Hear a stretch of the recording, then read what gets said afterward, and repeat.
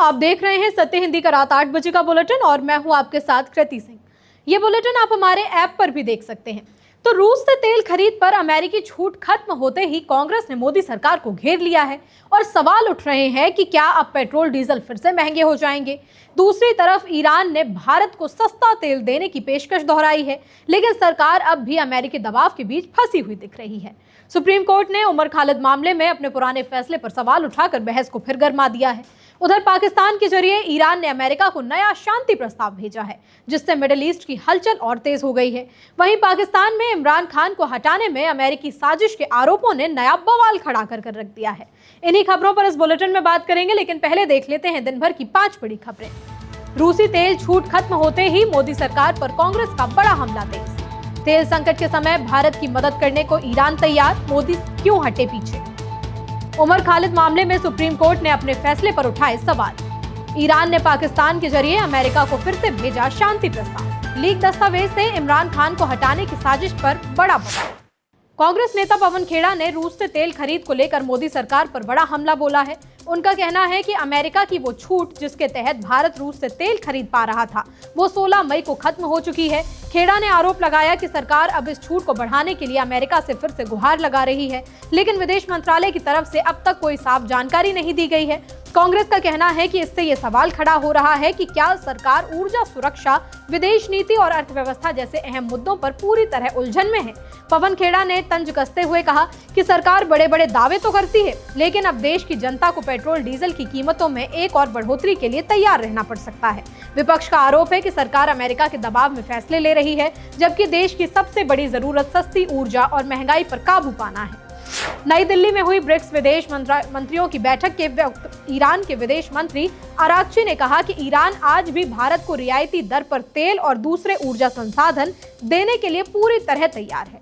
उन्होंने याद दिलाया कि एक समय भारत ईरान से बड़ी मात्रा में तेल खरीदता था, लेकिन अमेरिकी प्रतिबंधों के दबाव में ये कारोबार रोकना पड़ा। अब जबकि रूस से तेल खरीद पर भी अमेरिका ने छूट बढ़ाने से इनकार कर दिया है, भारत के सामने ईंधन संकट और महंगाई का खतरा तेजी से बढ़ गया है। विपक्ष और जानकार सवाल उठा रहे हैं कि आखिर भारत अपनी ऊर्जा जरूरतों को लेकर इतना दबाव क्यों झेल रहा है। चीन खुलकर अमेरिकी दबाव को चुनौती दे रहा है, लेकिन भारत अब भी सावधानी के रास्ते पर चलता दिख रहा है। सवाल ये भी उठ रहा है कि क्या भारत अपनी ऊर्जा सुरक्षा से ज्यादा अमेरिका और डोनाल्ड ट्रंप के साथ रिश्तों को प्राथमिकता दे रहा है। सुप्रीम कोर्ट ने पूर्व जेएनयू छात्र नेता उमर खालिद को जमानत देने से जुड़े अपने ही पुराने फैसले पर गंभीर सवाल उठाए। अदालत ने साफ कहा कि जनवरी 2026 में दिए गए उस फैसले में यूएपीए के तहत लंबे समय तक जेल में रहने और जल्दी सुनवाई के अधिकार जैसे महत्वपूर्ण सिद्धांतों को सही तरीके से लागू नहीं किया गया।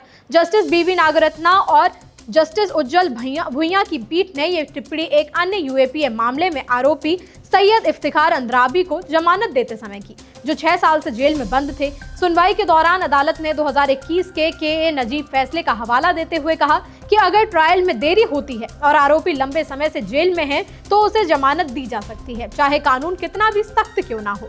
कोर्ट ने यह भी कहा कि जमानत नियम है और जेल अपवाद है का सिद्धांत यूएपीए मामलों में भी लागू होता है। साथ ही अदालत ने यह भी स्पष्ट किया कि छोटी बेंच को बड़ी बेंच के फैसले का पालन करना चाहिए और अगर असहमति हो तो मामला बड़ी बेंच को भेजा जाना चाहिए। इस टिप्पणी को यूएपीए मामलों में चल रही जमानत बहस के लिए बेहद अहम माना जा रहा है, लेकिन अब सबसे बड़ा सवाल ये है कि क्या इस टिप्पणी के बाद खालिद की जमानत का रास्ता खुल जाएगा? क्या सुप्रीम कोर्ट अपनी ही एक बेंच के फैसले को पलट कर रख देगा?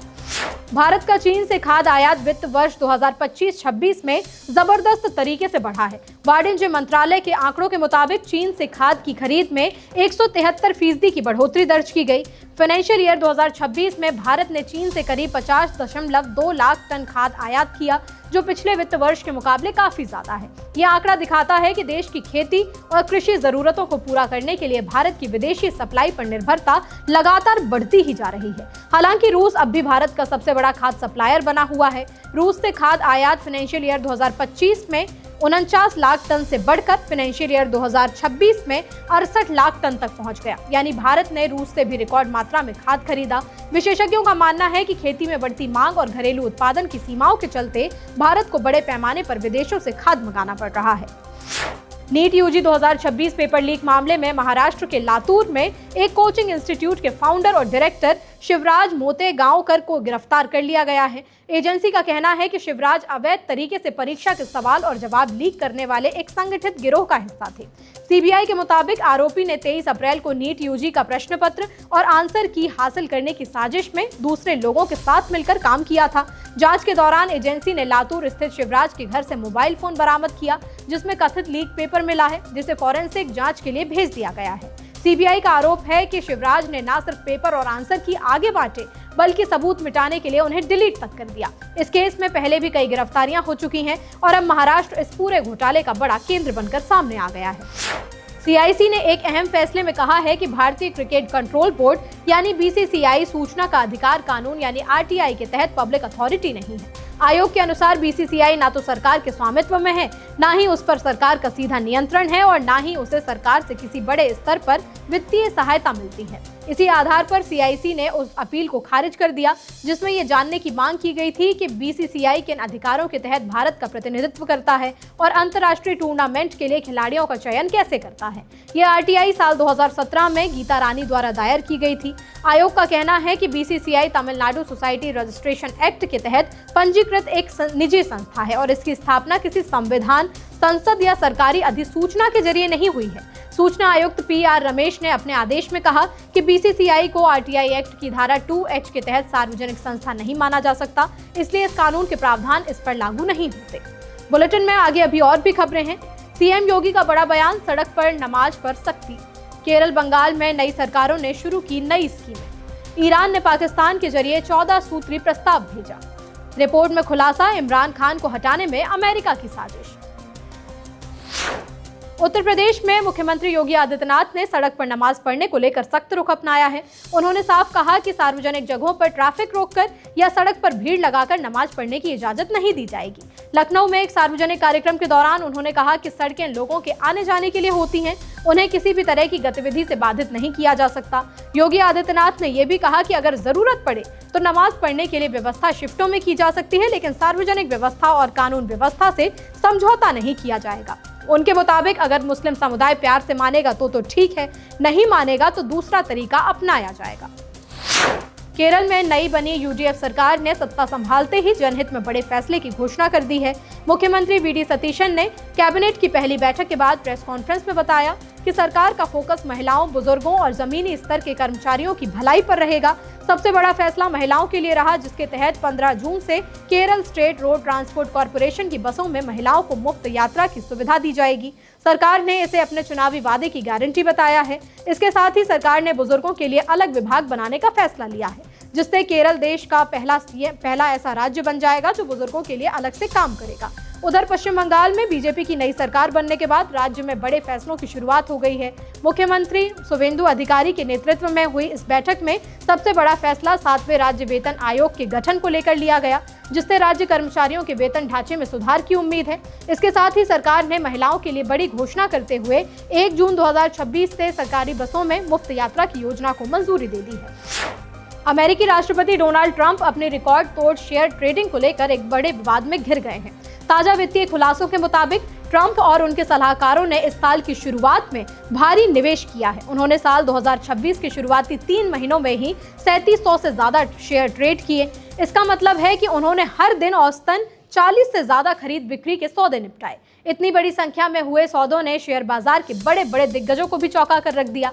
बाजार के जानकारों का कहना है कि किसी मौजूदा राष्ट्रपति के लिए ऐसा करना बेहद ही असामान्य है। ब्लूमबर्ग की रिपोर्ट के मुताबिक ट्रंप ने एनवीडिया, माइक्रोसॉफ्ट और बोइंग जैसी बड़ी कंपनियों के शेयर खरीदे हैं। इसके साथ ही उन्होंने अमेज़न और मेटा जैसी कंपनियों में अपनी बड़ी हिस्सेदारी बेची भी है। अब विवाद ये है कि इनमें से कई कंपनियां सीधे अमेरिकी सरकार की नीतियों से प्रभावित होती हैं। ऐसे में राष्ट्रपति पद पर बने रहते हुए इतने बड़े सौदे करना हितों के टकराव का मामला बनता है। इसके अलावा कुछ महीने पहले ईरान पर उनके बयानों से ठीक पहले बाजार में संदिग्ध दांव लगे थे। ट्रंप के बयान आते ही तेल की कीमतें गिर गईं और शेयर बाजार अचानक से भागने लगा। इस अजीब तालमेल के बाद अब लोग उनके पास अंदरूनी जानकारी होने के गंभीर आरोप लगा रहे हैं। ईरान ने एक बार फिर से पाकिस्तान के जरिए अमेरिका को अपना 14 सूत्री प्रस्ताव पाकिस्तान के जरिए बातचीत टीम तक पहुंचा दिया है। तस्नीम न्यूज एजेंसी के मुताबिक इस प्रस्ताव का मकसद है जंग को खत्म करना और दोनों पक्षों के बीच भरोसा फिर से बनाना। इसी बीच पाकिस्तान के गृह मंत्री का ईरान दौरा तीसरे दिन भी जारी रहा, जिससे क्षेत्रीय कूटनीति में हलचल और ज्यादा बढ़ गई। इससे पहले ईरान ने सुरक्षा से जुड़े फैसले के तहत स्ट्रेट ऑफ हॉर्मुज के लिए एक नई संस्था बनाने का ऐलान किया है, जिसका नाम पर्शियन गल्फ स्ट्रेट अथॉरिटी रखा गया है। ईरान की सुप्रीम नेशनल सिक्योरिटी काउंसिल ने कहा है कि ये एजेंसी हॉर्मुज में चल रही गतिविधियों और हालात पर रियल टाइम अपडेट देगी। माना जा रहा है कि ये कदम इलाके में बढ़ते तनाव और समुद्री रास्तों की सुरक्षा को लेकर उठाया गया है, जहां दुनिया के तेल व्यापार का बड़ा हिस्सा गुजरता है। पाकिस्तान में इमरान सरकार को हटाने के पीछे अमेरिका की साजिश थी। ये खुलासा हुआ है अमेरिकी वेबसाइट ड्रॉप साइट की रिपोर्ट में। रिपोर्ट के मुताबिक एक लीक हुए गोपनीय राजनयिक दस्तावेज साइफर में मार्च 2022 में पाकिस्तान के तत्कालीन राजदूत असद मजीद खान और अमेरिकी अधिकारी डोनाल्ड लू के बीच हुई बातचीत का रिकॉर्ड सामने आया है। इस साइफर में कहा गया है कि अगर इमरान खान के खिलाफ अविश्वास प्रस्ताव सफल हो जाता है तो वॉशिंगटन सब कुछ माफ कर देगा, लेकिन अगर खान सत्ता में बने रहे तो पाकिस्तान को मुश्किलों का सामना करना पड़ेगा। दरअसल रूस यूक्रेन युद्ध शुरू होने के ठीक एक दिन पहले इमरान खान मॉस्को पहुंचे थे। अमेरिका चाहता था कि पाकिस्तान खुलकर रूस के खिलाफ खड़ा हो, लेकिन खान ने तटस्थ रुख अपनाया। इतना ही नहीं, उन्होंने अफगानिस्तान में अमेरिकी सैन्य ऑपरेशन के लिए पाकिस्तान की जमीन इस्तेमाल करने से भी इनकार कर दिया था। यही बात वॉशिंगटन और पाकिस्तान की सेना दोनों को नागवार गुजरी। रिपोर्ट में दावा किया गया कि इसके बाद पाकिस्तान की सेना ने भी खान से दूरी बनानी शुरू कर दी और सत्ता परिवर्तन की पटकथा तैयार हुई। अप्रैल 2022 में इमरान खान अविश्वास प्रस्ताव हार गए और उनकी सरकार गिर गई। इसके बाद उन पर भ्रष्टाचार और राष्ट्रीय सुरक्षा से जुड़े कई केस दर्ज हुए और अब वे जेल में बंद हैं। फिलहाल बुलेटिन में इतना ही। देश दुनिया की बड़ी खबरों के लिए आप देखते रहिए सत्य हिंदी। नमस्कार।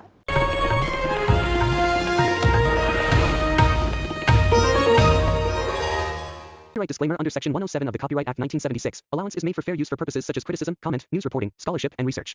Fair use is a use permitted by copyright statute that might otherwise be infringing.